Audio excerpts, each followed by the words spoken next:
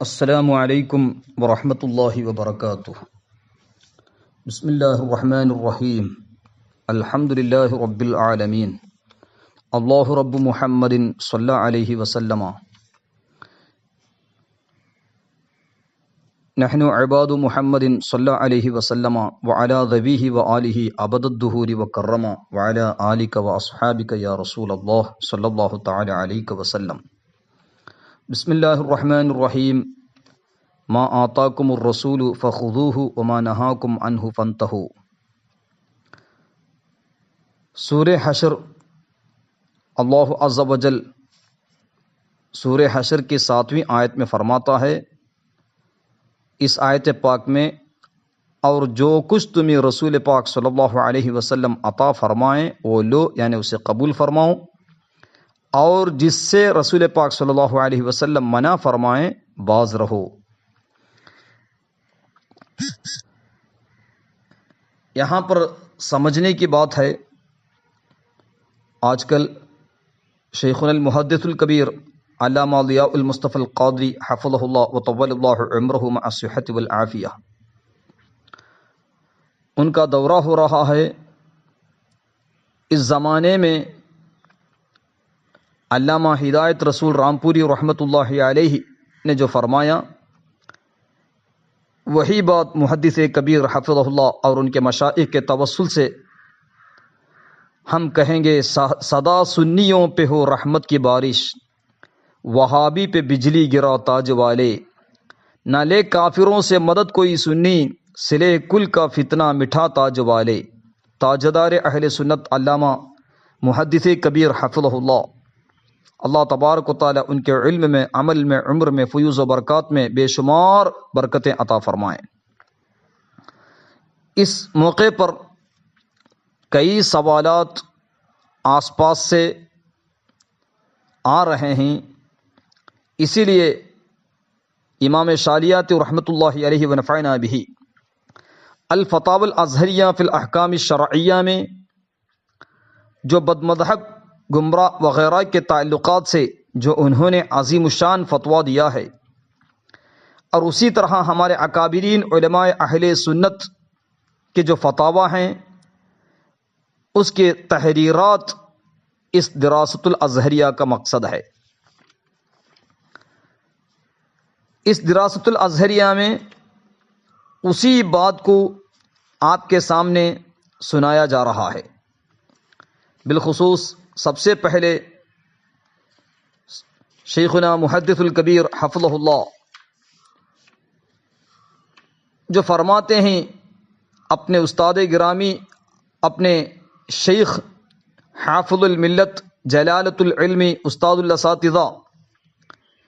شیخنا عبدالعزیز محدث المراد آبادی رحمۃ اللہ علیہ ونفعنا بہ کے متعلق، شیخنا المحدث الکبیر حفظہ اللہ فرماتے ہیں کہ ایک مرتبہ حضور حافظ ملت قدس سرہ ایک دعوت میں مدعو تھے کہ کھانا تناول فرما رہے تھے کہ کچھ دوری پر دیکھا کہ ایک دیوبندی بھی کھانا کھا رہا ہے۔ آپ فوراً دسترخوان سے اٹھ کر جانے لگے۔ میزبان بہت پریشان ہوا کہ کیا خطا ہو گئی کہ حضور بیچ دعوت میں چھوڑ کر جانے لگے۔ پوچھا تو حضور نے ارشاد فرمایا کہ جب دیوبندی کو بلانا تھا تو عبدالعزیز کو بلانے کی کیا ضرورت تھی؟ سن لو، عبدالعزیز اس دعوت میں کھانا نہیں کھا سکتا جس میں دیوبندی بھی مدعو ہو۔ یہ شان تھی حضور حافظ ملت علیہ الرحمہ کی۔ اللہ تعالی حافظ ملت کے نقش قدم پر چلنے کی توفیق عطا فرمائے، آمین۔ یہ حضور محدث کبیر حفظہ اللہ کا فرمان ہے۔ سمجھنے کی بات ہے کہ حافظ الملت رحمۃ اللہ علیہ جب دعوت میں گئے، دیوبندی کو دیکھ کر فرمائے، ایک دم الحب فی اللہ کے ساتھ والبغض فی اللہ مکمل طور پر ظاہر کر دیے، اور فرمانے لگے عبدالعزیز اس دعوت میں کھانا نہیں کھا سکتا جس میں دیوبندی بھی مدعو ہو۔ حافظ ملت رحمۃ اللہ علیہ کی شان حضور محدث کبیر حفظہ اللہ کے اس فرمان سے ہم سمجھ سکتے ہیں۔ بہرحال اللہ عز و جل سورہ مجادلہ آیت نمبر 22 میں فرمایا لا تجد قوما یؤمنون باللہ والیوم الآخر یوادون من حاد اللہ ورسولہ ولو كانوا آباءهم او ابناءهم او اخوانهم او عشیرتهم، یعنی تو نہ پائے گا ان لوگوں کو جو ایمان رکھتے ہیں اللہ اور قیامت پر کہ دوستی کرے اللہ اور رسول کے مخالفوں سے، اگرچہ ان کے باپ یا بیٹے یا بھائی یا کنبے والے ہوں۔ یعنی اس آیت پاک کی تفسیر کرتے ہوئے تمام مفسرین بد مذہب سے اجتناب، بد مذہب سے دوستی سے منع کرتے ہوئے کئی احادیث اور بزرگوں کے اقوال کو پیش فرمائے ہیں۔ امام رازی رحمۃ اللہ علیہ فرماتے ہیں ایک ایمان والے کے دل میں اس کے محبوب بندوں کی محبت اور اس کے دشمنوں سے نفرت، یہ دو بھی جمع نہیں ہوتے۔ یعنی ایک ایمان والے کے دل میں بد مذہب گمراہ دشمنان دین کی محبت کے ساتھ ہرگز ایمان والے بزرگان دین کی محبت جمع نہیں ہوتی۔ اگر خدا کی محبت ہے اور خدا کے محبوبوں سے محبت ہے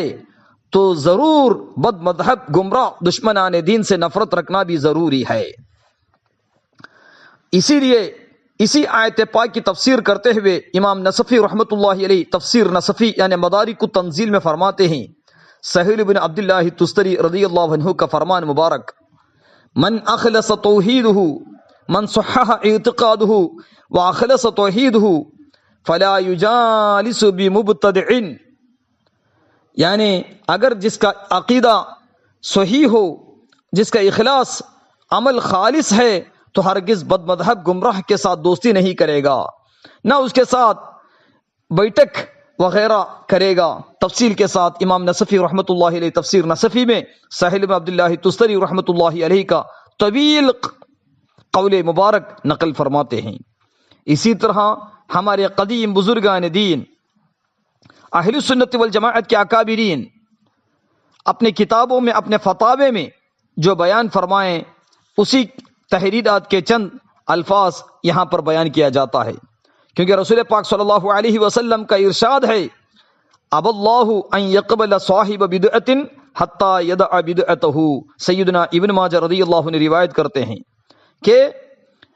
بد مذہب جب تک اپنے بدعقیدگی سے توبہ نہیں کرے گا، بدعقیدگی کو ترک نہیں کرے گا، تب تک اس کے عبادتیں قبول نہیں۔ کئی حدیثوں میں ہے کہ جب بد مذہب یہاں تک کہ اپنے بدعقیدوں کو توبہ نہیں کرے گا، نہ اس کا نماز قبول، نہ روزہ قبول، نہ فرض، نہ سنت، کسی طرح کا عمل قبول۔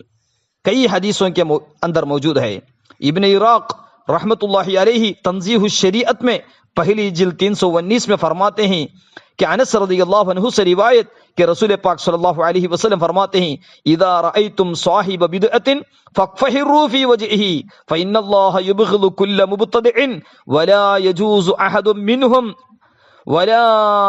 أحد منهم على الصراط لكن يتهافتون في النار مثل الجراد والذباب۔ یعنی حدیث پاک میں آتا ہے جب تم کسی بد مذہب کو دیکھو تو اس کے روبرو اسے تشروئی کرو، اس لیے کہ اللہ تبارک و تعالی ہر بد مذہب کو دشمن رکھتا ہے۔ ان میں کوئی پل صراط پر نہ گزر پائے گا بلکہ ٹکڑے ہو کر آگ میں گر پڑیں گے جیسے ٹڈی اور مکھیاں گرتی ہیں۔ ٹڈی اور مکھیاں جس طرح گرتی ہیں اسی طرح بد مذہب سے کہ لوگ یہاں تک کہ جہنم میں گر جاتے ہیں۔ تو اسی لیے ہمیں چاہیے کہ بد مذہب لوگوں سے نفرت رکھیں۔ سیدنا علی بن ابی طالب رضی اللہ عنہ کا ایک فرمان اعلیٰ حضرت رحمت اللہ علیہ فرماتے ہیں، مفتی اعظم رحمت اللہ علیہ تحریر فرماتے ہیں، یعنی ملفوظات اعلیٰ حضرت میں ہے۔ سیدنا علی بن ابی طالب رضی اللہ عنہ کا فرمان الاعداء ثلاثہ، دشمن تین طرح کے ہوتے ہیں، عدو کا و عدو صدیق کا و صدیق عدو کا۔ ایک تیرا دشمن اور دوسرا تیرے دوست کا دشمن اور اسی طرح تیرے دشمن کا دوست، یہ تینوں بھی دشمن ہیں۔ اللہ عز و جل کے دشمن اور اللہ کے محبوب بندوں کے دشمن اور اسی طرح اللہ تبارک و تعالیٰ کے دشمنوں سے محبت رکھنے والے وہ بھی دشمن، اس طرح کے تین طرح کے دشمن ہوتے ہیں۔ یہاں پر سمجھنے کی بات ہے. اسی طرح ابلیس سب سے بڑا دشمن، انہ لکم عدو مبین، اور ابلیس کے ذریات، ابلیس کی طرح لوگ، جیسا کہ اسماعیل حقی رحمۃ اللہ علیہ تفسیر روح البیان میں فرمائے وَمِثْلُهُ مَنْ يُنْكِرُ الْأَوْلِيَاءَ وَزِيَارَةَ قُبُورِهِمْ وَالْإِسْتِمْدَادَ مِنْهُمْ. ابلیس کی طرح ہیں اولیاء کرام کے انکار کرنے والے لوگ، اور ان کے مزارات کی زیارت کو انکار کرنے والے لوگ، اور بزرگان دین اولیاء کرام سے مدد مانگنے کو انکار کرنے والے لوگ، یہ تمام لوگ ابلیس کی طرح ہیں، اسی لیے وہ بھی ہمارے دشمن ہیں. تو بہرحال رسول پاک صلی اللہ علیہ وسلم کئی احادیث میں فرمائیں، یہاں تک کہ ایک حدیث پاک میں آتا ہے، صحابہ کی فضیلت بیان کرتے ہوئے فرماتے ہیں انہیں شان میں گستاخی کرنے والے، صحابہ کرام کی شان گھٹانے والے اور ان کو برا کہنے والے لوگ آئیں گے. اور بد مذہب کے بارے میں بتاتے وقت رسول پاک صلی اللہ علیہ وسلم فرمائیں فلا تجالسوہم ولا تشاربوہم ولا تآکلوہم ولا تناکحوہم ولا تصلوا علیہم ولا تصلوا معاہم. یعنی بے شک اللہ سبحانہ و تعالی نے مجھے پسند فرمایا اور میرے لیے اصحاب و اصحار چن لیے. اس طرح بتانے کے بعد عنقریب میں قوم آئے گی جو انہیں برا کہے گی اور ان کے شان گھٹائے گی. اس کے بعد رسول پاک صلی اللہ علیہ وسلم اس حدیث پاک میں، یعنی مستدرک امام حاکم رحمۃ اللہ علیہ تیسری جلد 632 میں جو بیان فرمائے، اس حدیث پاک میں اور دیگر تمام احادیث کی کتابوں میں جو بد مذہب کے بارے میں بتائے، اس میں فرماتے ہیں فلا تجالسوہم، تم ان کے پاس نہ بیٹھنا، ولا تشاربوہم، نہ ان کے ساتھ پانی پینا، ولا تآکلوہم، نہ ان کے ساتھ کھانا کھانا، ولا تناکحوہم، نہ ان سے شادی بیاہ کرنا، ولا تصلوا علیہم، نہ ان کے جنازے کی نماز پڑھو، ولا تصلوا علیہم ولا تصلوا معہم، نہ ان کے جنازے کی نماز پڑھو، نہ ان کے ساتھ نماز پڑھو. اس طرح رسول پاک صلی اللہ علیہ وسلم ارشاد فرمائے. اسی طرح حدیث پاک میں آتا ہے من مشى الى صاحب بدعۃ لیوقرہ فقد عان علی ہدم الاسلام، جو کسی بد مذہب کی طرف اس کی عزت کرنے، اس کی تعظیم کرنے، اس کی توقیر کرنے کو چلے، اس نے اسلام کو ڈھانے میں مدد کی. اسی طرح من وقر صاحب بدعۃ فقد عان علی ہدم الاسلام، جو بد مذہب کی تعظیم کرتا ہے اس نے اسلام کو ڈھانے، اسلام کو توڑنے میں مدد کی، اعانت کی. اسی طرح حدیث پاک میں آتا ہے لا يقبل اللہ لصاحب بدعۃ صلاۃ ولا صوما ولا صدقۃ ولا حجا ولا عمرۃ ولا جہادا ولا صرفا ولا عدلا يخرج من الاسلام كما تخرج الشعرۃ من العجین. امام ابن ماجہ رضی اللہ عنہ سنن ابن ماجہ میں فرماتے ہیں، حضرت حذیفہ بن یمان رضی اللہ عنہ سے روایت ہے کہ رسول پاک صلی اللہ علیہ وسلم ارشاد فرمایا اللہ تعالیٰ کسی بد مذہب کی نہ نماز قبول فرماتا ہے، نہ روزہ قبول فرماتا ہے، نہ زکوٰۃ قبول فرماتا ہے، نہ حج، نہ عمرہ، نہ جہاد، نہ فرض نہ نفل قبول فرماتا ہے. بد مذہب اسلام سے یوں نکل جاتے ہیں جیسے آٹے سے بال. اس طرح رسول پاک صلی اللہ علیہ وسلم احادیث کریمہ میں بد مذہب سے نفرت کرنے کے لیے، بد مذہب سے دور رہنے کے لیے لا یضلونکم لا یفتنونکم فایاکم وایاہم لا یضلونکم لا یفتنونکم، مسلم شریف کے مقدمے میں ہے. یعنی اپنے سے دور رکھو، بد مذہب لوگوں کو اپنے سے دور رکھو اور ان سے خود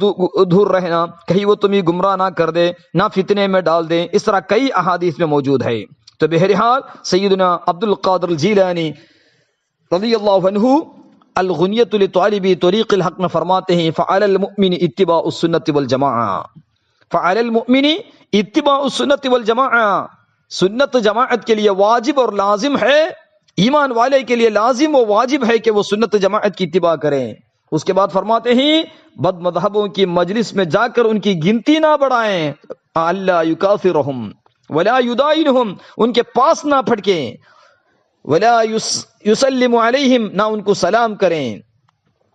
نہ ان کے پاس بیٹھیں، اور ولا یہنئہم فی الاعیاد والسرور، خوشی کے موقع پر اور عیدوں میں انہیں مبارکبادی مت دیں،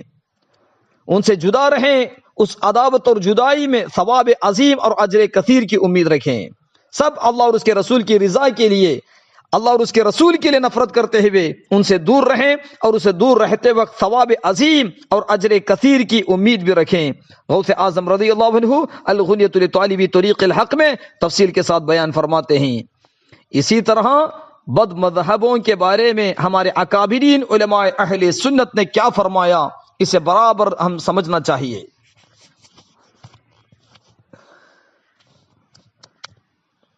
تاجدار مارہرہ سیدنا ابو الحسین احمد نوری رحمت اللہ علیہ، ابو الحسین احمد نوری ما المارہروی رحمت اللہ علیہ کا فرمان، کوئی آزادی کا قائل، دہریت کا مائل، قید مذہب لغو و فضول، امتیاز مذہب باطل و مخذول، برخلاف حکم خدا و رسول، سب مذہبوں سے اتفاق و اتحاد مقبول، تمدن ترقی تہذیب روشنی قومی، ہمدردی کے طویل دعوے، پاس دین و حفظ مذہب پر تعصب، نفسیات خودکشی سر پھٹول کے فتوے آج بڑھتے جا رہے ہیں۔ ابو الحسین احمد نوری رحمۃ اللہ علیہ فرماتے ہیں، پھر لطف یہ ہے کہ سب حضرات یا اکثر اپنے آپ کو سنی ہی کہتے ہیں، سنی ہی ہونے کا دعویٰ کرتے ہیں، تا سنیت نشد زنبیل عیارہ شد، قہریہ کے دنیا و زمانے کی ہوا دیکھ کر بہت دنیا پرس مولوی بھی اس راہ پر چلتے ہیں۔ اس کے بعد جو نصیحت فرمائے ابو الحسین احمد نوری المارہروی البرکاتی رحمت اللہ علیہ ونفعنا بھی، برابر غور سے سنیں۔ ابو الحسین احمد نوری رحمت اللہ علیہ فرماتے ہیں، اے سچے سنیوں عموماً اور برکاتی متوسلوں خصوصاً، تمام سنیوں کو عام طور پر نصیحت کرتے ہیں، اور برکاتی جس میں رضویہ بھی ہیں اشرفیہ بھی ہیں تمام لوگ ہیں، یہ برکاتی متوسلوں خصوصاً تم میں جو اپنا دین عزیز رکھتا ہو، جسے روز قیامت خدا و رسول صلی اللہ تعالی علیہ وسلم اور روحانیت شریعت و سنیت کو منہ دکھانا ہو، اور اسی طرح جسے حضرت صاحب البرکات یعنی سید شاہ برکت اللہ المارہروی اور حضرت دریائے رحمت مرشدی و جدی حضرت یعنی سید آل رسول احمدی رضی اللہ عنہم سے علاقہ رکھنا ہو، وہ نیچریوں غیر مقلدوں وہابیوں اور ان مدعیان سنیت گمدم نما جو فروشوں حق پوشوں باطل کوشوں کے سائے سے دور بھاگیں، ان کی زہریلی صحبت کو آگ جانیں، جیسا کہ بد مذہبوں کی زہری صحبت کے بارے میں آگ ہے۔ یہ تفصیل سید آل رسول احمدی القادری سیدنا ابو الحسین احمد نوری مارہروی رحمت اللہ علیہ جو مفتی اعظم رحمت اللہ علیہ کے پیر و مرشد ہیں اور اعلیٰ حضرت رحمت اللہ علیہ کے شیخ اجازت اور استاد ہیں، انہوں نے فرمایا، جیسا کہ اللہ تعالی الہیہ فی الفتاوی العلیمیہ جلد 3 صفحہ نمبر 367 سے 68 تک تفصیل کے ساتھ بیان ہے۔ تو بہرحال اسی طرح اعلیٰ حضرت رحمت اللہ علیہ اللہ تعالی نبویہ فی الفتاوی الرضویہ میں جو فرمائیں، مرتد منافق وہ کہ کلمہ اسلام اب بھی پڑھتا ہے، اپنے آپ کو مسلمان ہی کہتا ہے، اور پھر اللہ عز و جل یا رسول اللہ صلی اللہ تعالی علیہ وسلم یا کسی نبی علیہ السلام کی توہین کرتا، یا ضروریات دین میں کسی شے کا منکر ہے، جیسے آج کل کے وہابی رافضی قادیانی نیچری چکڑالوی جھوٹے صوفی کے شریعت پر ہنستے ہیں۔ اعلیٰ حضرت فرماتے ہیں کہ آج کل کے وہابی رافضی قادیانی نیچری اور چکڑالوی جھوٹے صوفی کے شریعت پر ہنستے ہیں، حکم دنیا میں سب سے بدتر مرتد ہے، اس سے جزیہ لینا نہیں لیا جا سکتا، اس کا نکاح کسی مسلم کافر مرتد اس کے ہم مذہب یا مخالف مذہب غرض انسان حیوان کسی سے نہیں ہو سکتا۔ یہی وہ ہے کہ اس کی صحبت 1000 کافر کی صحبت سے زیادہ مضر کہ یہ مسلمان بن کر کفر سکھاتا ہے، خصوصاً وہابیہ خصوصاً دیوبندیہ کہ اپنے آپ کو خاص اہل سنت کہتے ہیں، حنفی بنتے، چشتی نقش بندی بنتے، نماز روزہ ہمارا سا کرتے، ہماری کتابیں پڑھتے پڑھاتے اور اللہ رسول کو گالیاں دیتے ہیں، یہ سب سے بدتر زہر قاتل ہیں۔ ہوشیار خبردار مسلمانوں، اپنا دین بچائے ہوئے رہو، فاللہ خیر حافظا وہو ارحم الراحمین، تو اللہ سب سے بہتر نگہبان اور وہ ہر مہربان سے بڑھ کر مہربان ہے۔ اللہ عز و جل سب سے زیادہ جاننے والا ہے۔ اعلیٰ حضرت رحمت اللہ علیہ اللہ تعالی نبویہ فی الفتاوی الرضویہ کے 14ویں جلد 328 میں یہ فتویٰ تفصیل کے ساتھ بیان فرماتے ہیں۔ اسی طرح روافظ کے گھر کھانے کا حکم اعلیٰ حضرت رحمۃ اللہ کا مذکورہ فتویٰ جس میں مرتد منافق کی صحبت 1000 کافر سے بدتر اس موضوع پر بیان فرمایا۔ اسی طرح روافظ کے گھر کھانے کا حکم، شاگرد اعلیٰ حضرت سیدنا ملک العلماء ظفر الدین البہاری رحمۃ اللہ علیہ کا فتاوی ملک العلماء 467 477 میں 470/7 میں فتاوی ملک العلماء کا ایک فتویٰ ہے کہ حافظ عبد الکریم علی گڑھ سے سوال کرتے ہیں کہ روافظ کا گھر کا کھانا جائز ہے یا ناجائز، کس واسطے کہ یہ لوگ بڑے متعصب ہوتے ہیں، اہل سنت و جماعت کو کھانے میں ناجائز کھلاتے ہیں، کیا کھانا جائز ہے یا ناجائز؟ تو جواب میں ملک العلماء ظفر الدین بہاری رحمۃ اللہ علیہ ونفعنا بھی فرماتے ہیں اگر یقیناً معلوم ہو کہ اس کھانے میں کچھ ناپاک شے ملا دی ہے، جب تو ظاہر ہے کہ اس کا کھانا حرام ہے قطعی۔ قال اللہ عز وجل وَيُحَرِّمُ عَلَيْهِمُ الْخَبَائِثِ سورہ اعراف 157 150/7۔ اسی طرح اور گندی چیزیں ان پر حرام کرے گا۔ اعلیٰ حضرت رحمۃ اللہ علیہ کنز الایمان میں اگر یقیناً نہ بھی معلوم ہو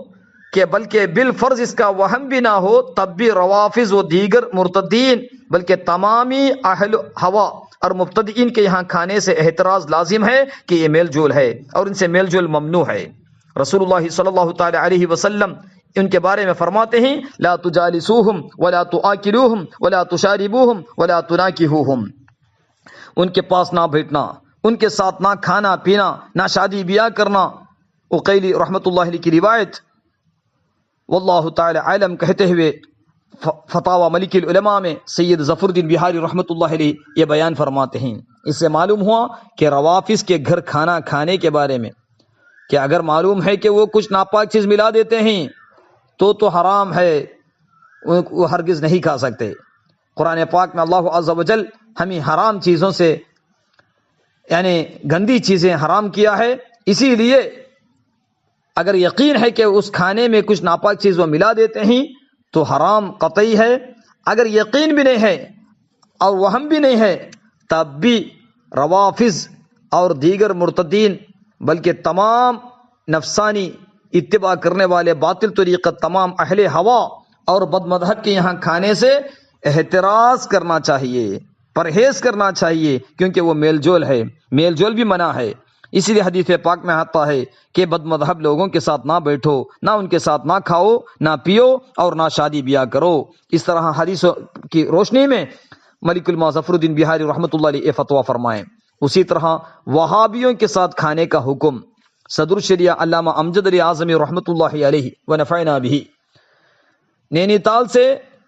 ایک عبداللہ نام کے شخص جب سوال کیے غیر مقلد اور وہابی رافضی ان لوگوں سے عداوت رکھنا جائز ہے یا نہیں، تو اس کے جواب میں اعلیٰ حضرت رحمۃ اللہ علیہ کے عظیم اور اقرب شاگرد صدر الشریعہ علامہ امجد علی اعظمی رحمۃ اللہ علیہ ونفعنا بھی، اللہ تبارک و تعالی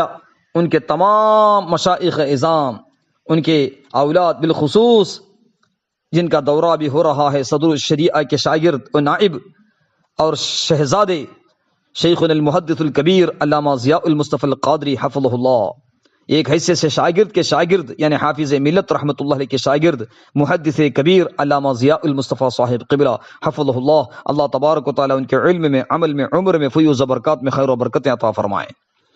ہمیں اور انہیں اللہ عز و جل مذہب اہل سنت مسلک اعلی حضرت میں استقامت کے ساتھ اللہ عز و جل محدث کبیر کو لمبی عمر عطا فرمائیں، ان کے برکتوں سے ہمیں بھی اور تمام مؤمنین کو بھی مذہب اہل سنت مسلک اعلی حضرت رحمہ اللہ و رحمہم اللہ میں استقامت عطا فرمائیں۔ تو بہرحال صدر الشریعہ رحمۃ اللہ علیہ جواب دیتے ہیں وہابی رافضی اور تمام بد مذہبوں سے دور رہنا چاہیے، یہ ایمان کے دشمن ہیں، دشمن کو دشمن ہی جاننا چاہیے۔ اللہ عز و جل فرماتا ہے وَإِمَّا يُنْسِيَنَّكَ الشَّيْطَانُ فَلَا تَقْعُدْ بَعْدَ الذِّكْرَىٰ مَعَ الْقَوْمِ الظَّالِمِينَ، اگر تجھے شیطان بھلا دے تو یاد آنے پر ظالموں کے پاس نہ بیٹھے۔ حدیث میں فرمایا گیا اِيَّاكُمْ وَإِيَّاهُمْ لَا يُضِلُّونَكُمْ وَلَا يَفْتِنُونَكُمْ، اپنے کو ان سے دور رکھو اور ان کو اپنے سے دور کرو، کہیں وہ تمہیں گمراہ نہ کر دیں، کہیں وہ تمہیں فتنے میں نہ ڈال دیں۔ واللہ تعالی علم، جیسا کہ تفصیل کے ساتھ صدر الشریعہ علامہ امجد علی اعظمی رحمۃ اللہ علیہ الفتاوی الامجدیہ جلد 4 صفحہ نمبر 15 میں فرماتے ہیں۔ اسی طرح صدر الشریعہ رحمۃ اللہ علیہ فتاوی امجدیہ میں صفحہ نمبر 16 میں فرماتے ہیں کہ قاسم علی خان اسلام پور جے پور سے جب سوال آیا تو اس کے جواب میں سوال یہ تھا کہ یہاں پر غیر مقلدین وہابی کا بہت بڑا زور و شور ہو رہا ہے، تو کیا ان لوگوں کے ساتھ کھانے وغیرہ میں شامل رہنا اور ان سے میل محبت رکھنا جائز ہے یا نہیں؟ صدر الشریعہ رحمۃ اللہ علیہ جواب دیتے ہیں ان سے میل جول، ان کے ساتھ اٹھنا بیٹھنا، ان کا ہم نوالا اور ہم پیالہ ہونا حرام۔ حدیث میں ارشاد ہوا ایاکم و ایاہم لا یضلونکم ولا یفتنونکم، تم اپنے کو ان سے دور رکھو، انہیں اپنے سے دور کرو، کہیں وہ تمہیں گمراہ نہ کر دے، کہیں وہ تمہیں فتنے میں نہ ڈال دیں۔ اور ارشاد ہوا ولا تؤکلوہم ولا تشاربوہم، نہ ان کے ساتھ کھاؤ نہ ان کے ساتھ پیو، ولا تصلوا معہم ولا تصلوا علیہم، نہ ان کے ساتھ نماز پڑھو نہ ان کے جنازے کی نماز پڑھو۔ وَإِن مَرِضُوا فَلَا تَعُودُوهُمْ وَإِن مَاتُوا فَلَا تَشْهَدُوهُمْ، اگر بیمار پڑے تو پوچھنے کو نہ جائیں، عیادت کو نہ جائیں، اگر مر جائیں تو ان کے جنازے پر نہ جائیں۔ غیر سنیوں کو بد مذہبوں سے کوئی علاقہ نہیں، اسی میں ایمان کی سلامتی ہے، واللہ تعالی علم، جیسا کہ صدر شریعہ علامہ امجد علی اعظمی رحمۃ اللہ علیہ ونفعنا بہ فتاوی الامجدیہ جلد 4 صفحہ نمبر 16 میں فرماتے ہیں۔ اسی طرح صدر شریعہ رحمۃ اللہ علیہ کا اور ایک فتویٰ فتاوی الامجدیہ میں 4 جلد میں ہی فرماتے ہیں، مالیگاؤں سے جب جناب عبد الغنی کا سوال آیا، سوال یہ تھا کہ جو لوگ رسول پاک صلی اللہ علیہ وسلم کی توہین کتابوں میں لکھ گئے ہیں، ان کے اور ان کے ماننے والے اور ان کے معتقدین ہیں، ان میں سے اگر کسی نے اہل سنت و جماعت کو دعوت دیا تو اہل سنت نے کھا لیا، لیکن اپنے دل میں ان کو کافر سمجھتا ہے اور ان کے پیچھے کوئی نماز بھی نہیں پڑھتا ہے، تو مولانا صاحب باوجود کہ ایسا سمجھتے ہوئے جو کھانا کھا لیا تو اس کے لیے حلال ہے یا حرام ہے؟ اگر حرام ہے تو کیا دلیل ہے؟ شرعاً حنفی مذہب میں فتویٰ کس پر ہے، حلال پر ہے یا حرام پر؟ اس طرح سوال ہوا تھا، تو اس کے جواب میں صدر الشریعہ علامہ امجد علی اعظمی رحمۃ اللہ علیہ فرمائیں بد مذہبوں کے بارے میں حدیث ہے ایاکم و ایاہم لا یضلونکم ولا یفتنونکم، اپنے کو ان سے دور رکھو، انہیں اپنے سے دور کرو، کہیں ایسا نہ ہو کہ تمہیں گمراہ کر دے، تمہیں فتنے میں ڈال دے۔ دوسری حدیث میں ہے لا تؤکلوہم ولا تشاربوہم، ان کے ساتھ نہ کھاؤ نہ ان کے ساتھ پانی پیو۔ قرآن شریف میں ارشاد ہوا کہ اگر شیطان بھلا دے تو یاد آنے پر ظالموں کے ساتھ نہ بیٹھ۔ یہ ان بد مذہبوں کا حکم ہے جن کی بد مذہبی حد کفر تک نہ پہنچی ہو، یعنی مبتدی ضال مضل کا حکم ہے، اور جن کی بد مذہبی حد کفر تک نہ پہنچی ہو ان کے لیے ان سے میل جول، ساتھ کھانا پینا ترک کریں۔ اور جو سوال میں مذکور ہے کہ وہ تو قطعاً یقیناً کافر مرتد ہیں، ان سے بدرجہ اولا اجتناب کا حکم ہے۔ رہا کھانا، اس کے متعلق یہ تفصیل ہے کہ جب وہ مرتد ہے تو اس کے ہاتھ کا ذبیحہ مردار ہے، اگر جانور اس نے ذبح کیا ہے یا اسی کے ہم خیال کسی دوسرے مرتد نے، جب تو وہ بالکل حرام اور مردار ہے۔ اگر مسلمان کا ذبح کیا ہوا ہے اور اول سے آخر تک یعنی کھانے کے وقت تک برابر نظر مسلم کے ساتھ رہا تو وہ گوشت حرام اور مردار نہیں، گوشت حرام ہے مگر گوشت حرام اور مردار نہیں، کیونکہ نظر مسلم کے ساتھ رہا۔ تو اگر نظر مسلم سے غائب ہو گیا، مثلا اس کے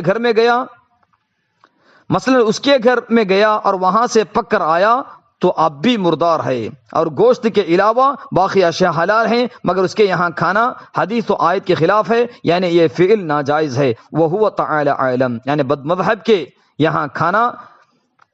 یہ تمام چیزیں آیت و حدیث کے خلاف ہے، اس طرح ناجائز ہے۔ یہ تمام چیزیں صدر الشریعہ علامہ امجد علی اعظمی رحمۃ اللہ علیہ الفتاوی الامجدیہ جلد 4 صفحہ نمبر 153 اور 154 میں تفصیل کے ساتھ بیان فرمایا گیا ہے۔ اسی طرح اعلی حضرت رحمۃ اللہ علیہ فتاوی رضویہ کا ایک فتویٰ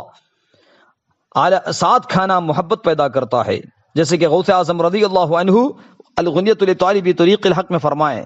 سلام کرنے سے محبت اور ان سے مل جلنے سے محبت پیدا ہوتی ہے۔ اعلیٰ حضرت فرماتے ہیں تجربہ شاہد کے ساتھ کھانا موری سے محبت وداد ہوتا ہے، اور کفار کی موالات سم قاتل ہے۔ قال اللہ تعالی ومن یتولہم منکم فانہ منہم، جو تم میں ان سے دوستی رکھے گا انہی میں سے شمار کیا جائے گا۔ اسی لیے رسول پاک صلی اللہ علیہ وسلم کا فرمان ہے المرء مع من احبا، رواہ احمد البخاری، آدمی اپنے دوست کے ساتھ ہے، یعنی حشر میں جس سے محبت کرتا ہے اسی کے ساتھ رہیں گے۔ حدیث پاک میں آتا ہے، جیسا کہ امام بخاری رضی اللہ عنہ صحیح البخاری میں، امام احمد رضی اللہ عنہ مسند میں روایت کیے، جیسا کہ اعلیٰ حضرت رحمۃ اللہ علیہ اللہ نبویہ فی الفتاوی الرضویہ جلد 24 صفحہ نمبر 335 میں فرماتے ہیں۔ اسی طرح وہابی کا ذبیحہ مردار، فقیہ ملت جلال الدین احمد امجدی رحمۃ اللہ علیہ، ان سے ایک سوال محمد جمیل صدیقی اعظم گڑھ جین پور اعظم گڑھ سے جب سوال ہوا، کہ سوال یہ تھا کہ وہابی کا ذبیحہ مردار کیوں ہے، کتابی کا ذبیحہ حلال کیوں ہے، جبکہ دونوں ہم اہل سنت و جماعت کے نزدیک کافر و بددین ہیں؟ اس کا جواب علامہ فقیہ ملت رحمۃ اللہ علیہ فتاوی فیض الرسول میں فرماتے ہیں، کافر کی دو قسمیں ہیں، اصلی اور مرتد۔ اور مرتد وہ کافر ہے کہ کلمہ گو ہو کر کفر کرے، اس کی بھی دو قسمیں ہیں، مجاہر و منافق۔ مرتد مجاہر وہ ہے کہ پہلے مسلمان تھا پھر علانیہ اسلام سے پھر گیا، یعنی دہریہ، مشرک، مجوسی یا کتابی وغیرہ کچھ بھی ہو گیا۔ اور مرتد منافق وہ ہے کہ اسلام کا کلمہ پڑھتا ہے اور اپنے آپ کو مسلمان کہتا ہے، مگر خدا عز و جل، رسول اللہ صلی اللہ علیہ وسلم یا کسی نبی کی توہین کرتا ہے، یا ضروریات دین میں سے کسی چیز کا منکر ہے، جیسے آج کل کے وہابی دیوبندی کے اسلام کا کلمہ پڑھتے ہیں اور اپنے آپ کو مسلمان کہتے ہیں، مگر اپنے عقائد کفریہ مندرجہ حفظ الایمان صفحہ 8، تحذیر الناس صفحہ 3، 14 اور 28 اور براہین قاطعہ صفحہ نمبر 51 کی بنا پر مرتد ہیں، جیسا کہ مکہ معظمہ، مدینہ طیبہ، پاکستان، ہندوستان، بنگال اور برما وغیرہ کے سینکڑوں علماء کرام و مفتیان اعظام کے فتاوے وہابیوں کے مرتد ہونے کے بارے میں حسام الحرمین اور الصوارم الہندیہ میں شائع ہو چکے ہیں۔ اور مرتد حکام دنیا میں سب کافروں سے بدتر ہے کہ مستحق قتل ہے۔ مرتد احکام دنیا میں سب کافروں سے بدتر ہے کہ مستحق قتل ہے، اسے جزیہ نہیں لیا جا سکتا، اس کا نکاح مسلم کافر یا مرتد کسی سے نہیں ہو سکتا، جس سے ہوگا محض زنا ہوگا، کما صرح فی الکتب الفقہیہ۔ اور مرتد کا ذبیحہ اس وجہ سے حرام ہے اور مردار ہے کہ وہ کلمہ گو ہو کر کفر کرتا ہے، ضروریات دین میں سے کسی کا انکار کرتا ہے، پھر اگرچہ کتابی ہو جائے کہ اس کا ذبیحہ مردار ہے کہ دین اسلام چھوڑ کر جس دین کی طرف وہ چلا گیا اس پر بھی اسے ثابت نہ مانا جائے گا، یعنی خواہ کسی ملت کا دعویٰ کرے، مرتد کا دعویٰ بیکار ہے۔ فتاوی فیض الرسول میں فقیہ ملت جلال الدین امجدی رحمۃ اللہ علیہ اس فتاوے کو دوسری جلد 427 میں فرماتے ہیں۔ اسی طرح کئی طرح کے باتیں اکابرین علماء کی کتابوں میں موجود ہے، یہاں تک کہ دنیاوی تعلقات رکھنا بھی قابل ملامت ہے، اور بے دینوں سے معاملات کثیر فتنوں کا سبب ہو سکتا ہے، جیسے کہ اجمل العلماء حضرت علامہ مفتی اجمل حسین سنبھلی رحمۃ اللہ علیہ فتاوی اجملیہ میں فرماتے ہیں کہ جب طویل سوال کیا گیا تو انہوں نے فرمایا، جب ایسا دیوبندی وہابی امام نماز پڑھا رہا ہے جس کا ذکر سوال میں مذکور ہوا کہ اس کی جماعت میں بھی شریک نہ ہو، کہ اس کی نماز ہی نہیں، یہ سب احکام اللہ تعالی اور اس کے رسول صلی اللہ علیہ وسلم کے ہیں، جن میں سراسر صلاح و مصلحت ہی ہے، اللہ اور اس کے رسول کے فرمان میں سراسر صلاح و مصلحت ہی ہے۔ دین اسلام کے احکام کی پابندی سے کبھی کسی جھگڑے کا اندیشہ نہیں ہوتا ہے، بلکہ دین میں مداہنت کرنا، بے دینوں سے اخوت کرنا، معاملت کا باقی رکھنا ہی کثیر فتنوں اور فسادوں کا موجب ہے۔ مولا تعالی مسلمانوں کو دین پر عمل کرنے کی توفیق دے، واللہ تعالی عالم۔ فتاوی اجملیہ جلد اول 290۔ اسی طرح دنیاوی تعلقات رکھنا بھی قابل ملامت۔ ملک العلماء سید ظفر الدین بہاری رحمۃ اللہ علیہ سے ایک سوال کیا گیا، جواب فتاوی ملک العلماء میں ہے کہ سوال یہ تھا کہ خالد پیر اہل سنت سے مرید ہے، یعنی ایک خالد نام کا شخص ایک سنی پیر سے مرید ہے، لیکن وہ ایسی بستی میں رہتا ہے جہاں وہابی کثرت سے رہتے ہیں اور الگ جگہ نہ ہونے سے وہاں کے لوگوں سے زیادہ میل جل رکھتا ہے، بڑکل اور بعض جگہ کی جو باتیں ہیں۔ اسی طرح کے سوال ملک الماء ظفر الدین بہاری رحمہ اللہ سے کیا گیا کہ خالد جو سنی شیخ سے مرید ہے مگر اس کے بستی میں ایسی بستی میں رہتا ہے جہاں وہاں بھی کثرت سے رہتے ہیں اور الگ جگہ نہ ہونے کی وجہ سے وہاں کے لوگوں سے زیادہ میل جول رکھتا ہے، اس کو یہ بھی خیال ہے کہ اگر ہم ان لوگوں سے علیحدگی اختیار کریں گے تو میرا دنیاوی گھاٹا ہے، اور فی الحقیقت اس کا نقصان ہوتا بھی ہے۔ اگر وہ ایسا نہ کرے تو کیا ایسا شخص وہابی کہلائے گا؟ سوال برابر ذہن نشین کریں۔ جواب دیتے ہیں سید ظفر الدین بہاری رحمۃ اللہ علیہ، جو شخص عقیدتاً عملاً ہر طرح سنی ہو، صرف یکجا رہنے کی وجہ سے دنیاوی تعلقات میل ملاپ وہابیہ سے رکھتا ہو تو وہ شخص اگرچہ وہابی نہیں ہو جائے مگر یہ فعل اس کا شرعاً ضرور قابل ملامت ہے۔ اس لیے ایسے لوگوں کو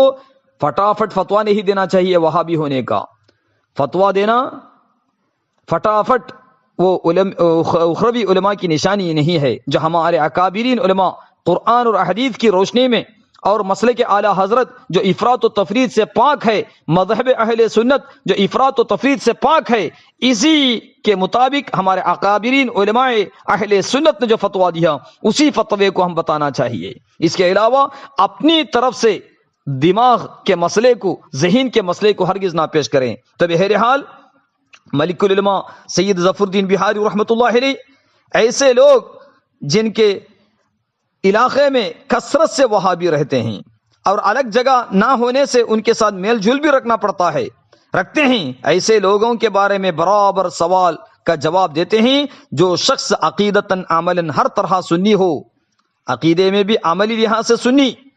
صرف یکجا رہنے کی وجہ سے دنیاوی تعلقات میل ملاپ وہابیوں سے رکھتا ہو تو وہ شخص اگرچہ وہابی نہیں ہو جائے مگر یہ فعل اس کا شرعاً ضرور قابل ملامت ہے۔ وہابی نہیں کہہ سکتے مگر ضرور یہ قابل ملامت ہے۔ کیا کوئی شخص اپنے ماں باپ کو گالی دینے والے کے پاس ہنسی خوشی بیٹھ سکتا ہے؟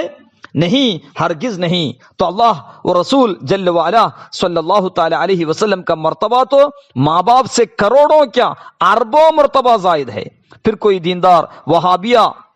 سے میل ملاپ رکھنا کیسے پسند کر سکتا ہے؟ اگر دیندار ہے تو وہابیہ سے میل ملاپ رکھنا کیسے پسند کر سکتا ہے؟ خود وہابیہ کے افعال سے سبق لے سکتے ہیں کہ کوئی سنی ان کے کھبرا، ان کے فضلاء کے حق میں وہی الفاظ استعمال کرائے تو اگر استعمال کریں تو جو انہوں نے ہمارے رسول صلی اللہ تعالی علیہ وسلم کے شان میں استعمال کیے ہیں، رسول پاک صلی اللہ علیہ وسلم کے شان میں انہوں نے جو استعمال کیے ہیں، تحذیر الناس، حفظ الایمان، براہین قاطعہ وغیرہ میں، اگر وہی الفاظ دیوبندیوں کے، وہابیوں کے، گرو گھنٹال کے بارے میں، ان کے اکابرین کے بارے میں اگر ہم استعمال کریں تو دیکھیے ایک جگہ اپنے کا ساتھ کیسا حق نبھاتے ہیں، اس طرح ملتے جلتے ہیں یا منہ پہلا کر الگ ہو جاتے ہیں۔ کسی وہابی کے سامنے کہہ دے کہ مولوی اسماعیل و قاسم و رشید احمد و اشرف علی سا علم تو ہر گدھے، کتے اور دیگر جانور کو ہے، تو کیونکہ خدا تعالیٰ نے تو سب علم ان لوگوں کو نہیں دیا، کیونکہ خدا تعالیٰ نے تو سب علم ان لوگوں کو دے نہیں دیا، رہا بعض علم تو ایسا ہر گدھے، کتے اور دیگر جانور، پاگل لونڈی کو ہے۔ اس طرح کہیں تو کہنے کے بعد معلوم ہو جائے گا۔ یہ کہہ کر ان کے اخلاق دیکھیے، وہ لوگ جس قدر اپنے علماء کی عزت کریں، افسوس کہ ہمارے سنی بھائی اپنے نبی صلی اللہ تعالی علیہ وسلم کی بھی وقت و عظمت اپنے دل میں اتنی نہ رکھیں۔ فتاوی ملک العلماء 230۔ سمجھنے کی بات ہے کہ کبرائے دیوبندیہ کے بارے میں اگر شان میں گستاخی کریں ہم، یعنی ان کے شان میں وہی الفاظ جو رسول پاک صلی اللہ علیہ وسلم کے شان میں گستاخی کیے تھے وہ لوگ، وہی باتیں اگر ان وہابیوں کے بارے میں، اکابرین کے بارے میں بتا دیے تو ان لوگوں کی حالت دیکھیں ہمارے ساتھ کیسا ان کا میل ملاپ رہتا ہے۔ ان مولویوں کے، وہابیوں، گرو گھنٹال، اکابرین کی محبت ان کے اندر ایسی پیدا ہوئی ہے۔ جو بد مذہب ہیں، بد مذہب مولویوں سے محبت رکھتے ہیں، اسی لیے بد مذہب مولویوں کے بارے میں کچھ بھی سننا پسند نہیں کرتے، مگر ہم اہل سنت و جماعت جو رسول پاک صلی اللہ علیہ وسلم کے وفادار امتی ہیں، اس کے باوجود رسول پاک صلی اللہ علیہ وسلم کے شان میں گستاخی کرنے والوں سے محبت اور میل ملاپ، ان کے ساتھ اٹھنا بیٹھنا، یہ ہرگز روا نہیں رکھنا چاہیے۔ اسی طرح کے کئی سوالات فتاوی رضویہ، فتاوی فقیہ ملت اور دیگر فتاوی میں موجود ہیں، اور اسی طرح راہ عمل میں بھی، اور اسی طرح رد صلح کلیت، الفتاوی الحشمتیہ اور دیگر کتابوں میں ہیں۔ آخری میں ایک بات کہنا چاہتا ہوں کہ آج شب براءت قریب ہے، شب براءت اگر سچے دل سے توبہ کریں گے، اور اسی طرح ہمیں چاہیے کہ اللہ عز و جل سے سچے دل سے توبہ کریں، جو بد مذہب کی صحبت میں زندگی گزاریں، جو بد مذہب سے محبت رکھے، ان سے سلام و کلام کیے، وہ بھی سچے دل سے توبہ کریں، اللہ عز و جل سے معافی مانگے۔ اور اسی طرح جتنے بھی بد مذہب لوگ ہیں، چاہے وہابیہ، دیوبندیہ، بدبخت جو بھی ہیں، ان تمام سے الدراست الازہریہ کی طرف سے یہ پیغام، یہ دعوت ہے کہ اولیاء کرام کے دامن سے اگر کتا بھی وابستہ ہو جائے اور ان کی تعظیم و محبت کو دل میں بسا لے تو اللہ عز و جل